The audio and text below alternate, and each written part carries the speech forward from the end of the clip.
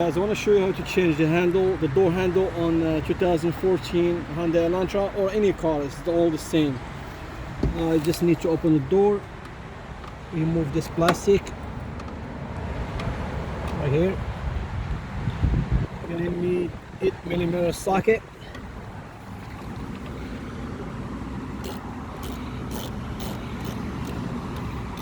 You're gonna keep pushing, make it loose, then so simple. Come off. Once you lose the screw over there, you just need to pull this piece. This is just a cover, so by the way,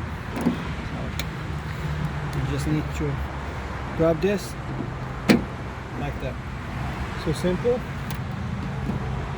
Now let's install this one.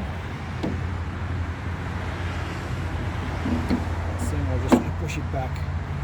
And same thing, just push this inside like that. You just need to install the screw back right here.